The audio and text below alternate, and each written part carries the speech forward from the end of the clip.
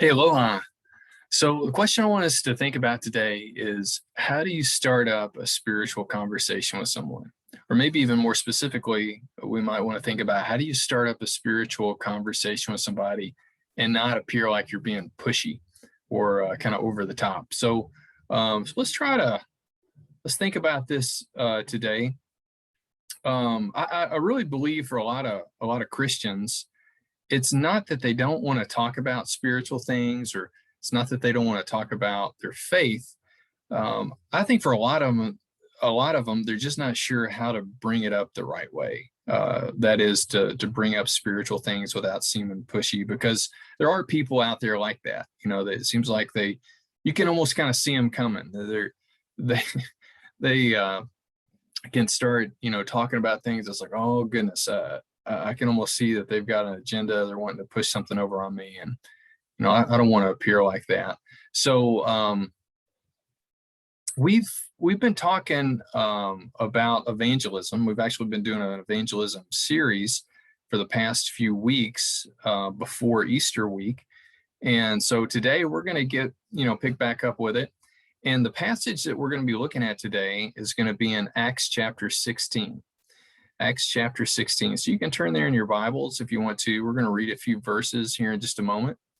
But before that, I just wanted to mention, as we said in the past, evangelism is basically encouraging unbelievers to trust in Jesus, and really that's one of the main jobs of the local church is evangelism. And of course, the other main job of the local church is encouraging believers to grow in their Christian faith, which a lot of times we just call that discipleship.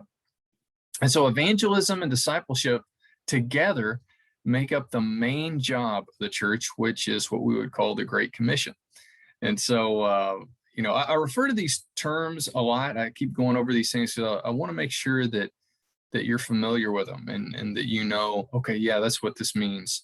And it's just not one of these churchy words that you hear, kind of bouncing around, from one conversation to the next. So, again, the series that we're really focusing more on right now is the front end of the Great Commission, which again, that's evangelism, encouraging unbelievers to trust in Jesus. Now, we've talked about the importance of knowing how to share the gospel message with those who show an interest in hearing it. So again, let's just go back over that real quick. The gospel message. There's a God who made you. We all have a sin problem. Only Jesus can fix your sin problem, and Jesus fixes the sin problem of everyone who trusts in him. We've also talked about the importance of talking about how trusting and following Jesus has made a positive difference in your life. And that's what we would call your testimony. And again, we kind of talked about, it's great to share your testimony, but you don't want to spend too much time there. You want to eventually move on away from your testimony and on to sharing the gospel. Because when we share our testimony, really the focus tends to be more on us and what God's done for us. But really, we want to get that focus and attention on Jesus and the gospel. We've also talked about the importance of encouraging people to trust in the gospel message. We've looked at a strategy that Jesus used to share the gospel, and I talked about how his disciples or his apostles, they also use this strategy when we read in the New Testament, especially the book of Acts. So today and in the next couple of weeks, we're going to unpack that strategy a little bit and kind of talk about, how might that look with us? So again, you want to share the gospel message with those who show an interest in it, those who show an interest in hearing it. But how do you know if somebody has an interest? Well, I would say they're going to show signs that they want to talk about it, or they're going to show signs that they want to hear it. I would say the one main sign would be they're going to show an interest in spiritual matters in general, at least. again, how do you know if they're interested in spiritual matters? I would say that you want to maybe want to try to create opportunities for spiritual conversation, and then you just kind of wait and see what happens. You see how they respond to it. So it's kind of like fishing. I'm not a very good fisherman, but I've fished a little bit. And if you cast a bait out into the water, and let's say your setup has a bobber on it, what's going to happen to your bobber if a fish is interested in what you've got down there? Well, hopefully your bobber is going to go under the water. Now, I was telling the folks this morning, sometimes that doesn't happen for me. I don't put it on just right, and my bobber doesn't go under the water, and next thing I know, I'll pull it in and there's nothing on my hook anymore. So again, I'm not that good of a fisherman, but hopefully your bobber is going to go under the water. That's your sign, right? Jesus told his first disciples that he was going to teach them to fish for men, right? You remember that? Remember him saying that? And he was basically going to teach them to create opportunities for spiritual conversation, and then to kind of see what happens. Now, of course, if your bobber goes underwater, there's more that you're going to do after that, right? You're going to start reeling in. You're probably going to pull back on your pole a little bit. There's more that you do. If somebody shows an interest in spiritual conversation, there's more that you do at that point as well. You're going to try to keep going in your conversation in hopes of getting to the gospel, right? That's really what you want to do. I was telling the people this morning that, and I know this is probably unnecessary, but I always picture in my mind whenever I give an example like this of fishing, somebody might think, well, wait a second. If you're fishing for fish, you cast out there and you catch that fish, the end result for that fish is not too good, right? It's almost like you're trying to catch them for something negative, but for them, positive for you and negative for them. Is that what you're doing when you're fishing for people? No, no, that's not. So it's positive when people are caught for themselves. So I always wonder if somebody might think that. I'm sure they don't. But anyway, how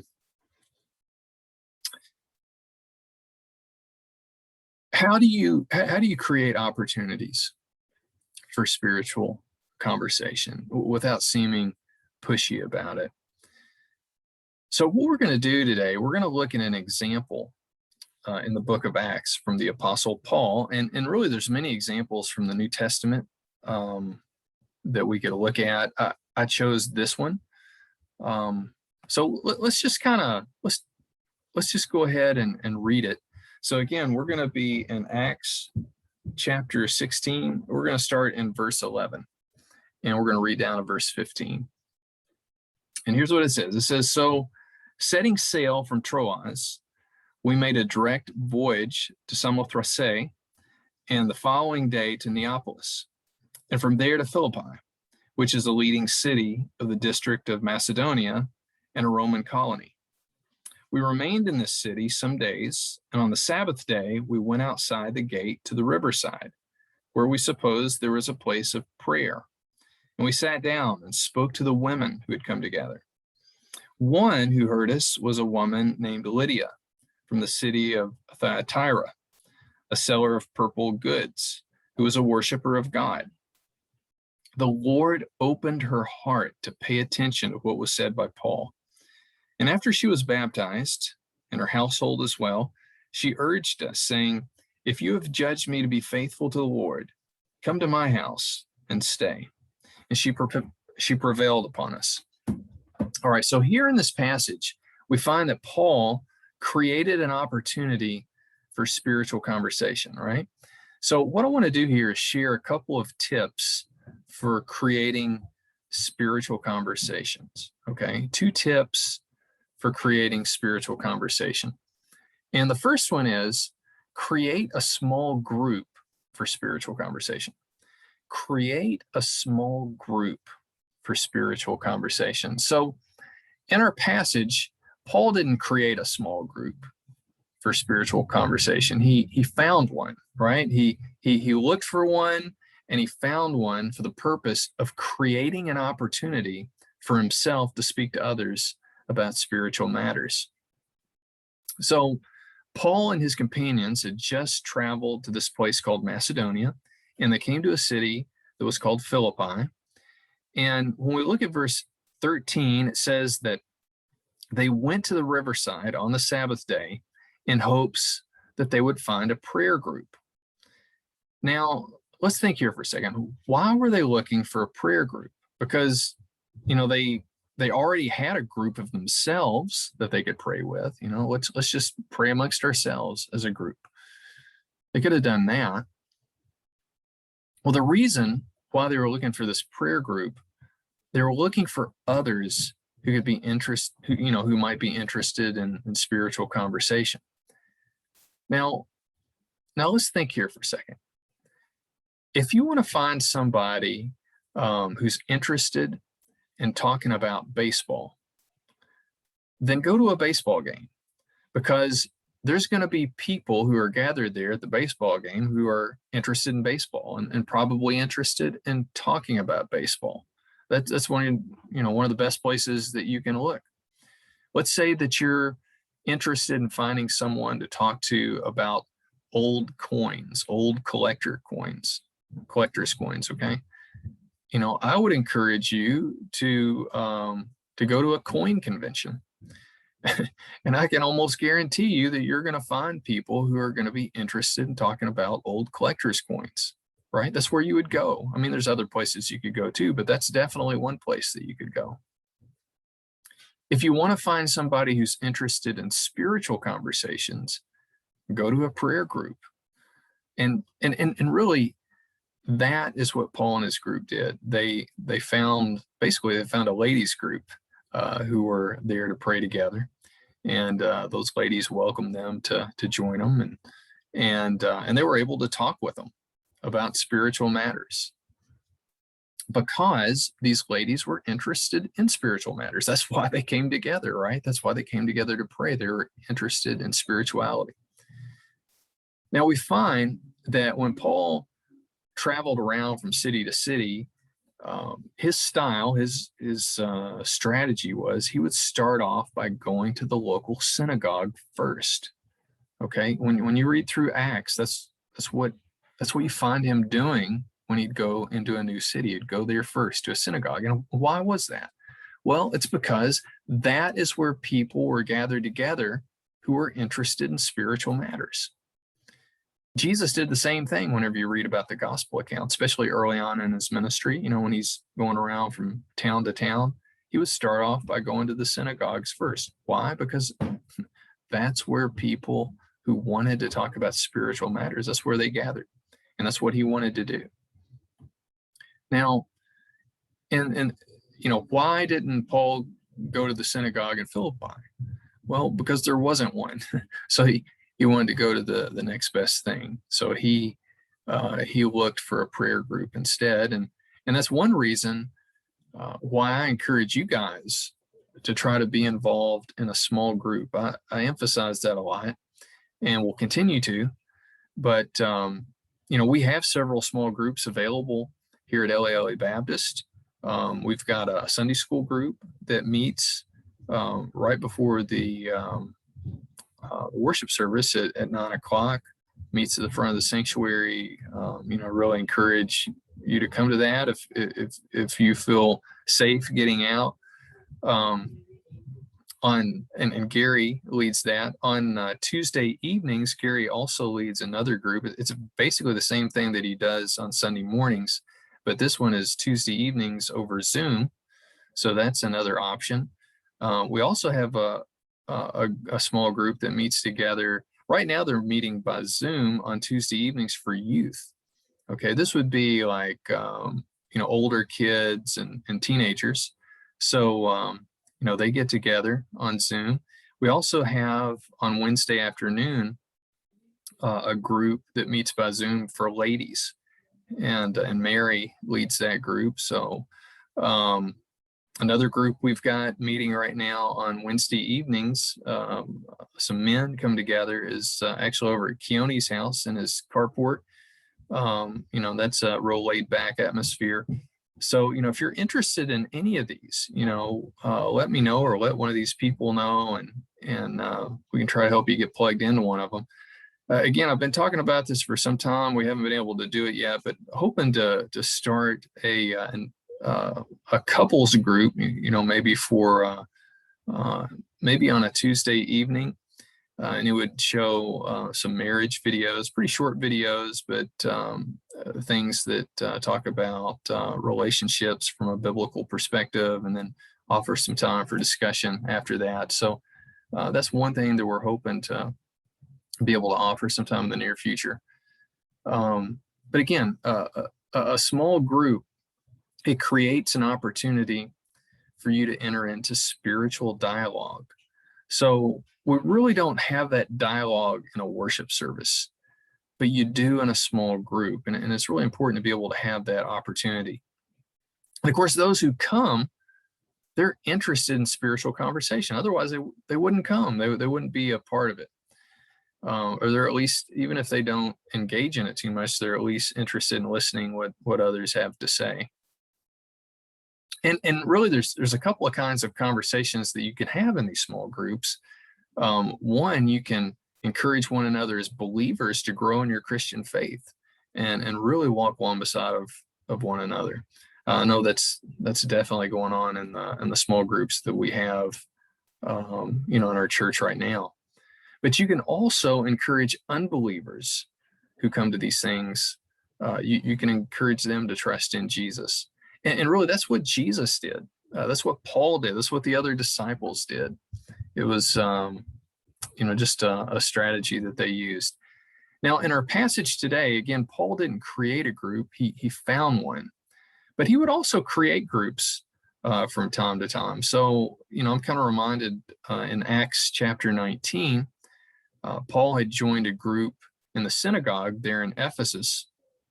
But after some time, some things came up, and Paul needed basically to move on and create another group there in that city. And he did that, and it was in a place called the Hall of Tyrannus. But again, small groups, they're great for these opportunities for spiritual dialogue.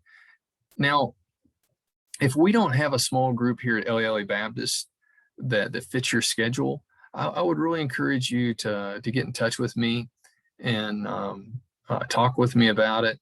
And we can try to work on getting one started that does fit your schedule. So again, one tip for creating opportunities for spiritual conversation is to create a small group or to join one. Now, another tip that I wanted to mention today is follow up with those who are interested in spiritual matters by asking questions and listening. Follow up with those who are interested in spiritual matters by asking questions and listening. So if somebody comes to a small group, there's a chance that they may have a lot to say. They may talk a lot, but there's also a really good chance that they might not. Now, if they do have a lot to say, you can get a good idea of, maybe you can get a good idea of what they believe. And that's really important to kind of see where they're at on their spiritual walk. But what if they don't say a whole lot, or what if they don't say anything at all? And that's perfectly fine. I encourage people to come to small groups, even if they don't say anything, just if they want to listen and check things out. But when somebody comes like that, you're not going to have a real good idea of where they're at on their spiritual journey. So, or what they believe. And so it may require you, just getting in touch with them and in a real gentle way, and just kind of seeing where they're at spiritually, just to help you know how to engage with them. So in prayer, in the prayer group that Paul and his companions went to, there was this woman there, And it says that she was interested in what Paul had to say about the gospel. Her name was Lydia. And we see in verse 14, basically it implies there that they spoke further, right? They probably spoke further, maybe one-on-one. And then we move on to verse 15, and it communicates that she accepted the gospel. And of course, the way that it says that, she was baptized. And that's what baptism is all about. It's nothing magical. It just says that it's a way that you want to show other believers that you believe in Jesus the way that they do.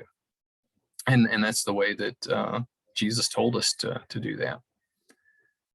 So if somebody comes to a small group, like what we've been talking about, you can assume that they're probably somewhat interested in spiritual matters. Again, they wouldn't come if they weren't. They're at least interested in hearing about things from a spiritual perspective. And so, you can follow up with them with questions to see where they are spiritually. And of course, you follow up with these questions to see where they're at, so that you can, if you do talk to them about things, if they welcome that, it helps you know where to start. Where do you start sharing spiritual things? Because depending on where they're at, you're gonna probably say something quite a bit different. Let me give you an example. Let's say that there's someone that you're talking to, and you can gather that they are, they believe in God, that there is a God. They believe that, there's a sin problem, but they're not real sure how this thing works with Jesus making you right with God. How does all that happen?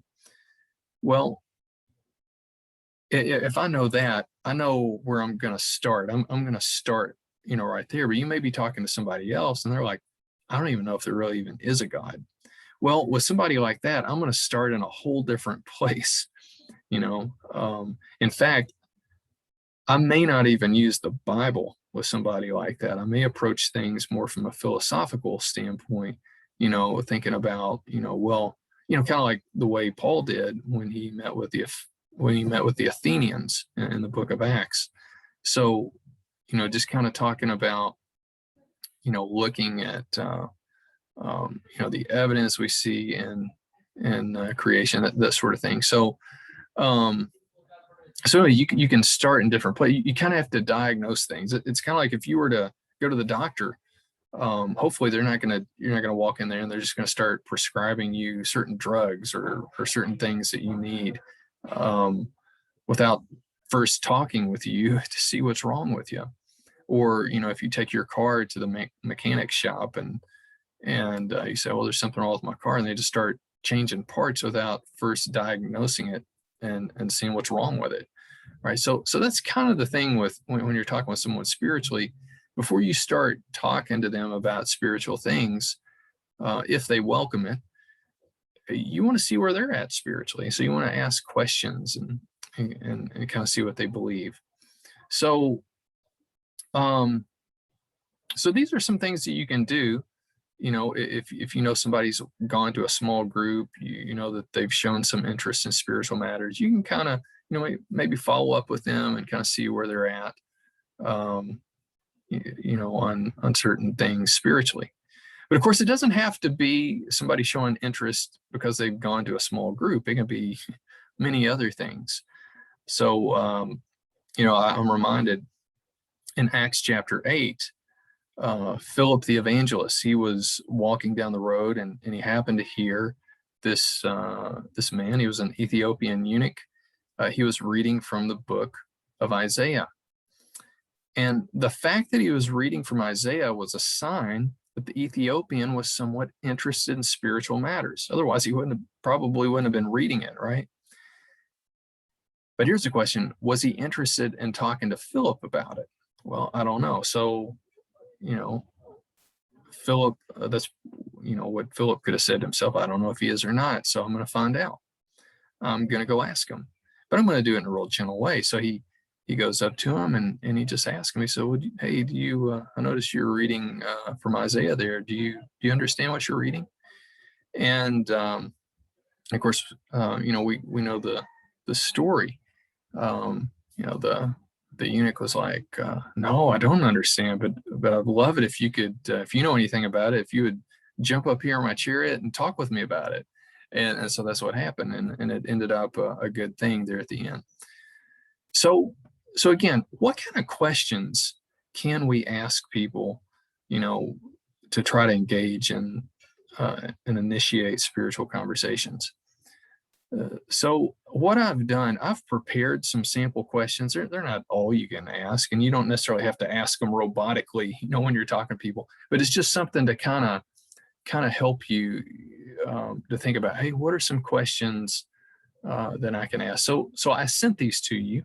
So hopefully you got an email from me, and it had a couple of bullet points of 2 tips for um, basically 2 tips to create opportunities for spiritual conversation, and then below that I've got some sample questions, and after the questions I've got some answers on most of them, and the reason is just I'm just telling you the way I would answer, because if you ask somebody a question spiritually, you want to be prepared. They may ask you the same question back. So if you're to say, hey, what do you think about the book of Acts?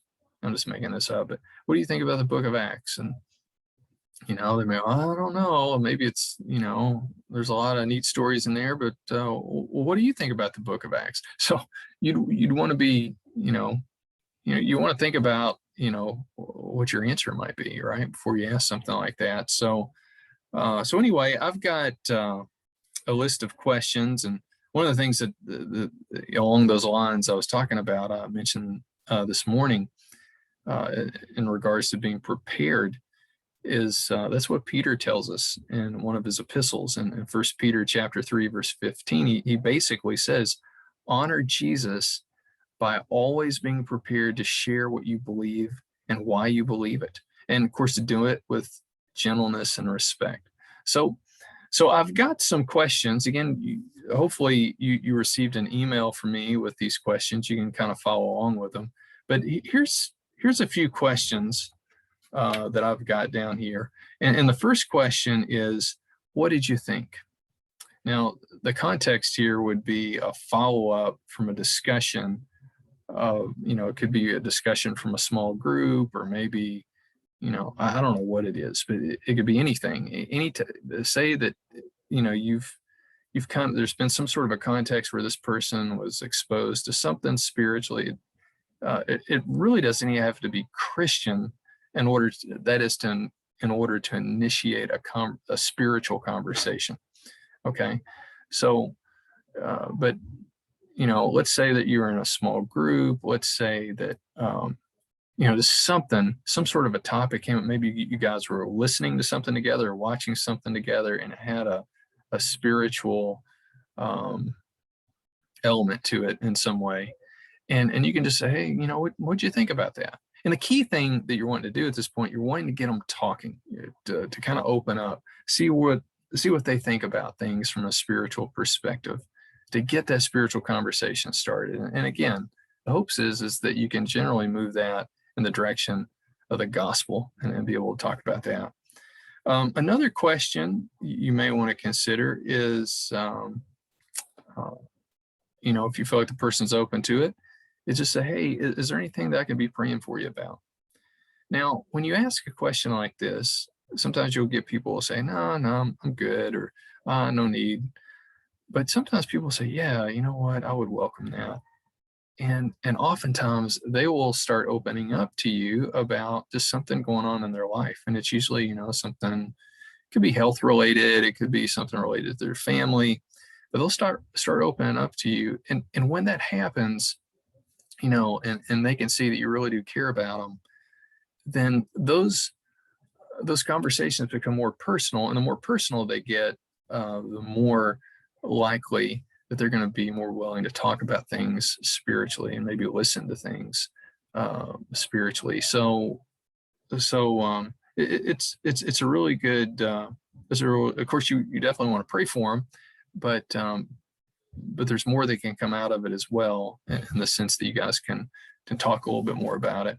Another question I've got written down here is, how do you believe we got here? You don't have to exactly word it exactly like that, but we're all here, right? We all exist. We all got here somehow. Did all this just kind of come about on its own? We all just came here by chance?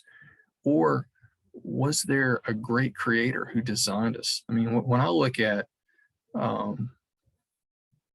well, how would you answer that, right? How did we all get here? How would they answer it? You're interested in what they have to say. Now, what would I say about that? What would you say? I would say, I believe there's a God who created us. That's my belief on it. And the reason, I could go to the Bible and say, well, the Bible says that, but what if they're not really open to the Bible right now? I would answer that from a philosophical standpoint. When I look out at the world and I see just how immense it is and incredibly complex it is. I look at the evidence. To me, I just can't see that it just came about on its own without a God. It would require greater faith for me to say that it came about on its own.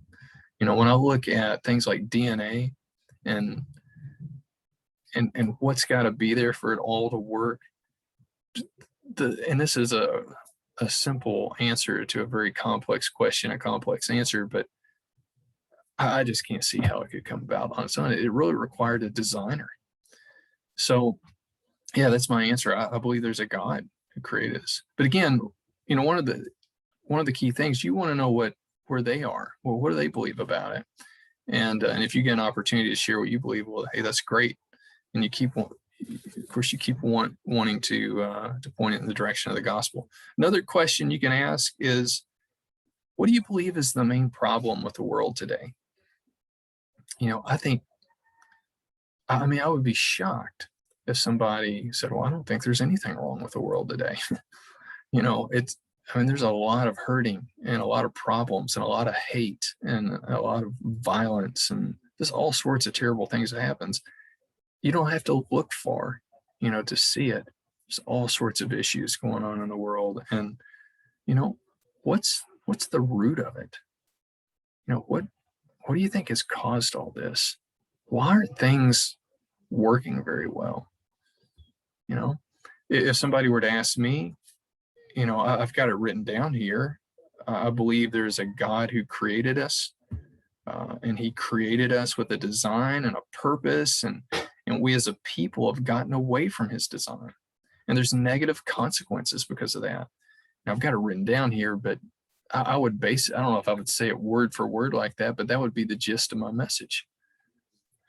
That's basically what I would say to somebody. Here's another question. What do you think is the main solution to the world's problems? If you definitely agree that there's something wrong in the world, what's the main way to fix it? So, for me, if somebody asked me that, I would say, I believe that people need to get into a right relationship with God, their creator, according to his design to make us right with him. I think that's the key solution. Another question you could ask somebody just to see what they believe is, what do you believe happens to people after they die? That's a question a lot of people like to avoid. They don't like to think about it because it's kind of cold and dark and mysterious, and it kind of makes people feel uncomfortable. But it's something that we all face, right? Everybody dies. I don't think anybody can deny that. It happens. And we would say that as Christians, unless Jesus comes back first, we all die one day. I told the folks this morning, one of the things that Lisa, I quote her as saying, she says, we're not getting out of this world alive. We're not. There's a lot of truth to that. So something to think about. So what happens? Some people say, well, nothing, I guess. I guess it's all over at that point. But what if there is more? Well, what do you believe? If somebody were to ask me that, what do you believe?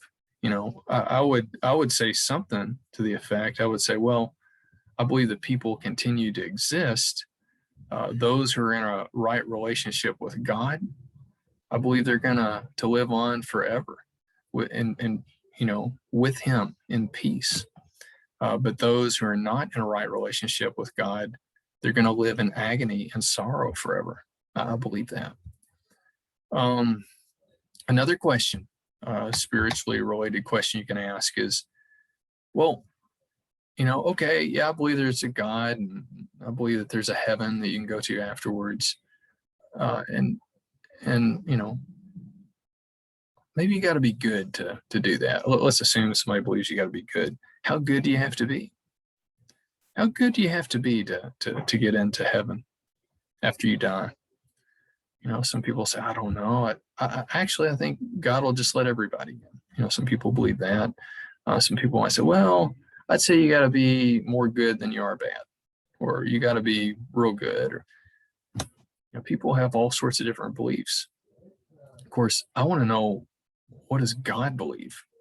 And I believe that God says you have to be 100% good. You can't have any sin in your life. And you know what that means for me? If I'm by myself and I don't have any help, if God doesn't come to intervene and help me, it means I am far off the mark. I don't have a chance of getting into heaven on my own. I'm convinced of that. Another question that you can ask somebody is, why do you think God would welcome you into His heaven after you die? Do you believe you're going to heaven after you die? And somebody said, well, yeah, absolutely. Well, why do you think he would allow you to come into your heaven? Some people would say, well, God's loving and He's very caring, and He is. Well, I would also ask the question on that: how do you know He's loving and caring? That's a good question to ask. How do we know that? How can we be sure of that? Why would we say that? Those are good things to think about. But again, why would God allow me to go to His heaven? Well, I've been a pretty good person, and basically what they're saying is that He'll reward me for that. Now, what if somebody asked me that question? Do you believe that God's going to allow you into His heaven? I would say, yeah, I do. I believe that. Well, why? Well, my answer would basically be because I've trusted in Jesus to make me right with God. I can't get myself into heaven. So I trust in Jesus to get me into heaven. Completely in Him, 100% Him. If it's not Him, I'm not getting in. I'm not even close to getting in. But if He gets me in, I'll definitely go. I know He can do it. That'd be my answer to that. Another good question: if there is a God powerful to make this world, do you believe that He's powerful enough to send a message to us? A lot of people say, I don't think God wouldn't, how can He get a message to us? Or if somebody writes it down, they're going to mess it up or whatever. But when I think about God being powerful enough to make this world, I mean, it is unbelievable. He must be mega powerful. It's so complex. And not only has He made it, He keeps it together. If He is that powerful, do I think that Him getting a message to us is going to be a problem for Him? No. He can easily get a message to us, and He can get a message to us in a way that it's not corrupted, in a way that even if He has a certain person write down part of it, He can make sure that they write it down in a way where they're not going to make mistakes. I believe that. I believe that He's powerful enough to make that happen. Another question you can ask somebody: okay, well, you believe that God He is powerful enough to send a message, but does He even want to? Well, that's a good question, and you'd want to know what they believe about that. Now, if they were to ask me, I'd say, yeah, I believe He does. I believe He loves us, and I believe He does want us to hear His message. Another good question you can ask is, well, what do you believe is the main way that God speaks to us today? You might hear somebody say, well, He can speak to us through, things that happen, or through circumstances in life, or, He might speak to me through some kind of a dream, or he might speak to me through certain people, the church. And I would agree with that. I think God can speak to us in all those ways. But if they were to ask me what's the primary way that he speaks to us in today's world, I would say I believe that it's through the Holy Bible. It's through the Bible. His message through the Bible is what he wants us to know. That's the main thing. And all these other things, if he's speaking through it, they'll conform to what the Bible says. That's my belief on that. Another question that you can ask somebody is, what do you understand the main message of the Bible to be? I mean, what is the main message of the Bible? And guys, it'd be interesting to see what they say, but if they were to ask me, I would just say it's the gospel. The main message of the Bible is that there's a God who made us. He made you, and we all have a sin problem, and only Jesus can fix your sin problem, and he fixes the sin problem of everyone who trusts in him. That is really the main message that all of Scripture is pointing to, and therefore to accept Jesus, right? To accept him and embrace him.